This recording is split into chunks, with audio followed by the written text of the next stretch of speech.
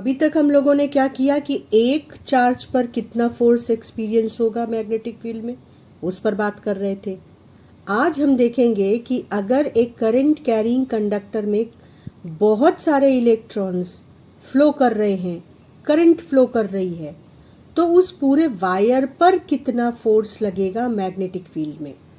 और बहुत simple logic है। देखो, एक इलेक्ट्रॉन पर जो फोर्स लगेगा वो होगा E V D cross B. V D क्यों? क्योंकि हमें पता है कि इलेक्ट्रॉन कंडक्टर के अंदर ड्रिफ्ट वेलोसिटी से चलता है जब उसके अंदर करंट फ्लो करती है। तो ई वी क्रॉस बी, ये तो हम लोग देख कर आ रहे हैं। अब अगर करंट फ्लो कर रही है तो कितने इलेक्ट्रॉन फ्लो कर रहे हैं, इसके लिए हमने एक स्टैंडर्ड डिसाइड किया कि हम कंडक्टर के यूनिट वॉल्यूम को कंसीडर करेंगे। अगर हम कहें कि L लेंथ और A क्रॉस सेक्शनल एरिया का छोटा सा पार्ट हमने कंडक्टर का कंसीडर किया, इसमें कितने इलेक्ट्रॉन्स किसी मूवमेंट हैं वो ये डिसाइड करेंगे कि इस पार्ट पर कितना फोर्स लग रहा है। तो यूनिट वॉल्यूम में अगर n नंबर ऑफ इलेक्ट्रॉन्स होते हैं तो इस वॉल्यूम में L इंटू ए में कितने इलेक्ट्रॉन्स होंगे, यूनिट वॉल्यूम में जितने इलेक्ट्रॉन्स हैं उसको इस वॉल्यूम से मल्टीप्लाई कर दिया। अब नंबर ऑफ इलेक्ट्रॉन्स से अगर हम एक इलेक्ट्रॉन के चार्ज को मल्टीप्लाई कर दें तो ये है इस वॉल्यूम में जितने चार्ज उस मोमेंट मौजूद थे जबकि करंट फ्लो कर रहा है।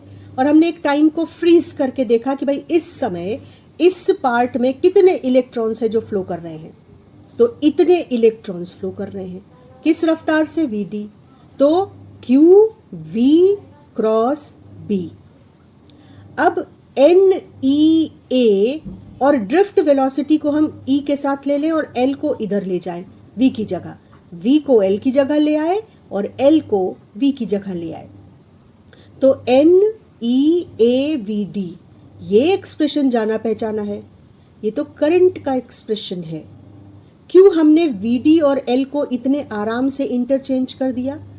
क्योंकि लेंथ और direction of V D vector same है।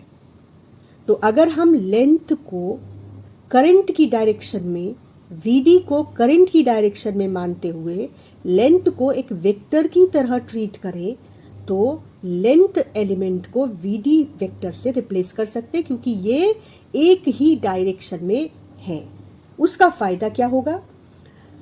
हमने वी डी को यहाँ लिया और इसकी जगह पर करंट एक्सप्रेशन में करंट को रिप्लेस कर दिया। अब हमारे पास एक एक्सप्रेशन आया I L cross B. L vector को किसी भी क्वेश्चन में पता करना कितना आसान है। जिस डायरेक्शन में करंट फ्लो कर रही है उसी डायरेक्शन में एल वेक्टर है।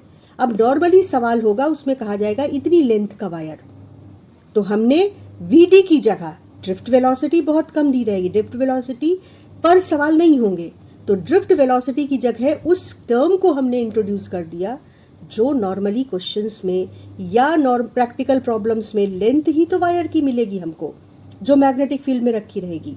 तो हमने ड्रिफ्ट वेलोसिटी की जगह लेंथ वेक्टर को रिप्लेस किया और हमने एक एल लेंथ के वायर पर जो बी मैग्नेटिक फील्ड में रखा है और आई करंट फ्लो कर रही है, कितना फोर्स लगेगा उसका एक्सप्रेशन दिया आई एल क्रॉस बी, जहां लेंथ वेक्टर की डायरेक्शन क्या है, जो करंट की डायरेक्शन है। अब इसको अप्लाई कैसे करेंगे? अप्लाई करने के लिए हम सबसे पहले एल क्रॉस बी से फोर्स की डायरेक्शन निकालेंगे। फोर्स की डायरेक्शन निकल आएगी तो कई सवाल बहुत आसान हो जाएंगे, बस हमको एल क्रॉस बी की प्रैक्टिस करनी है। तो हम दो केस ले लेते हैं। हम वी क्रॉस बी प्रैक्टिस करते हुए आ रहे हैं तो एल क्रॉस बी आसानी से कर लेंगे। अब देखो, ये एक करंट कैरिंग वायर है जिसमें इस डायरेक्शन में करंट है और ये बी नॉट मैग्नेटिक फील्ड में रखा हुआ है। बी नॉट कैसा है?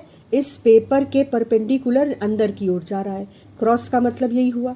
अब हमसे कोई पूछे कि इस वायर पर किस डायरेक्शन में फोर्स लगेगा, तो हम क्या करेंगे? एल क्रॉस बी की डायरेक्शन निकालेंगे। रूल क्या है, एक बार रिवाइज कर लेते हैं। पहले वेक्टर की तरफ राइट हैंड का पाम स्ट्रेच करके उसको पहले वेक्टर की तरफ कर देंगे और उसके बाद जो दूसरा वेक्टर है उस डायरेक्शन में अपनी फिंगर्स कर्ल करेंगे। तो जो स्ट्रेच्ड थंब की डायरेक्शन है वो फोर्स की डायरेक्शन होगी। तो इस पर इस रूल को, राइट हैंड पाम रूल को यूज करते हैं। तो सबसे पहले क्वेश्चन पेपर, आंसर शीट जो भी है उसको अपने कंफर्टेबल डायरेक्शन में हम ओरिएंट कर लेंगे। ठीक, ये अब हमने राइट हैंड को स्ट्रेच किया, L क्रॉस B। तो थंब की डायरेक्शन फोर्स की डायरेक्शन है और थंब इस L की डायरेक्शन के परपेंडिकुलर है। तो देखो यहीं पर मैं फोर्स लगा रही हूं, ये फोर्स इस डायरेक्शन में होगा, L के भी परपेंडिकुलर और मैग्नेटिक फील्ड B के भी परपेंडिकुलर, क्योंकि मैग्नेटिक फील्ड इस प्लेन ऑफ पेपर के परपेंडिकुलर है। तो ये फोर्स L के भी परपेंडिकुलर है और इस B के भी परपेंडिकुलर है। ये देखो, ये फोर्स इसके भी परपेंडिकुलर है। ठीक, दूसरा केस ले लेते हैं। ये इसमें करंट कैरिंग वायर इस पेपर के परपेंडिकुलर है इस तरीके से। अब ये वेक्टर करंट को रिप्रेजेंट कर रहा है, जो वायर है वो इस पेपर के परपेंडिकुलर इस तरीके से ऊपर आ रहा है और डॉट का मतलब है कि करंट भी वायर में ऊपर की ओर आ रही है। ये मैग्नेटिक फील्ड वेक्टर है। अब अगर हम L क्रॉस B करें तो L ये है और B ये है। तो देखो हाथ को हमें कैसे अपने आप को एडजस्ट करना पड़ेगा कि हम राइट हैंड को ढंग से यूज़ कर पाएँ। अब ध्यान से देखो, मैंने राइट हैंड को स्ट्रेच किया, पाम और थंब के बीच 90 डिग्री का एंगल है। मेरी फिंगर्स I या L की डायरेक्शन में ऊपर की ओर है और फिर मैं फिंगर्स को कर्ल कर दूंगी B की डायरेक्शन में ऐसे। ठीक है, ये वेक्टर B की डायरेक्शन को रिप्रेजेंट कर रहा है। तो L क्रॉस B, तो ये है फोर्स की डायरेक्शन उस वायर पर जो परपेंडिकुलर टू द पेपर ऊपर की ओर आ रहा है और करंट भी ऊपर की ओर आ रही है। L cross B। ठीक, तो ये है फोर्स की डायरेक्शन और इसे मैं ऐसे ही यहाँ पर अभी मार्क कर दूंगी। तो ये फोर्स L और B दोनों के परपेंडिकुलर मैग्नेटिक फोर्स की डायरेक्शन हो गई। और इस तरह से हम किसी भी केस में L क्रॉस B से किसी वायर पे फोर्स की डायरेक्शन निकाल लेंगे जिसमें I करंट फ्लो कर रही है और जो किसी मैग्नेटिक फील्ड में रखा हुआ है। लेकिन इन क्वेश्चंस में एक कॉन्सेप्ट है जो बड़ा काम आता है। आपको रैंडम शेप का कोई भी वायर अगर किसी क्वेश्चन में मिले जो मैग्नेटिक फील्ड में रखा हुआ है, तो बड़ा अच्छा कॉन्सेप्ट है कि आपको उस शेप के हर एलिमेंट पर फोर्स निकालकर और तब उनको सम करने या इंटीग्रेट करने की ज़रूरत नहीं पड़ेगी। एक बहुत आसान तरीका है कि अगर आपको स्ट्रेट वायर ना मिले, रैंडम शेप का कोई वायर मिले जो मैग्नेटिक फील्ड में रखा है, तो हम क्या करेंगे, हम वायर के इनिशियल और फाइनल पॉइंट्स को एक स्ट्रेट लाइन से मिला देंगे इस तरह से। अब मान लो कि ये स्ट्रेट लाइन की लेंथ है L। तो रूल ये कहता है, लॉजिक उसके पीछे जो लॉजिक है वो भी सिंपल है, पर फिर भी अगर हम उस लॉजिक में नहीं जाते, हम सीधे समझते हैं कि शॉर्टकट क्या है, तो रूल ये कहता है कि आप इस L लेंथ पर मैग्नेटिक फोर्स निकाल लीजिए और जो इस L लेंथ पर मैग्नेटिक फोर्स आएगा वही इस वायर पर भी मैग्नेटिक फोर्स होगा। तो L लेंथ पर अगर इस डायरेक्शन में करंट फ्लो कर रही हो तो फोर्स कितना होगा, I L cross B not. अगर मैग्नेटिक फील्ड को हम B नॉट से रिप्रेजेंट करें, क्योंकि यहाँ दोनों पॉइंट्स को हमने A और B ले लिया, तो मैग्नेटिक फोर्स हो जाएगा I L B नॉट। ठीक, और यही फोर्स इस रैंडम वायर पर भी, रैंडम शेप के वायर पर भी होगा। सिंपल। तो अब इससे बड़ा पॉपुलर सवाल है, एस.सी. वर्मा का ये सवाल है, लेकिन ये मुश्किल नहीं है, बहुत पॉपुलर सवाल है और मल्टीपल चॉइस क्वेश्चन में तुमको ये सवाल मिल सकता है। सवाल क्या कहता है कि आपको एक सेमी सर्कल मान लो दे दिया जाए। ठीक है, सेमी सर्कल में I करंट फ्लो कर रही है इस तरह से और कहा गया कि इस पर मैग्नेटिक फोर्स बताओ।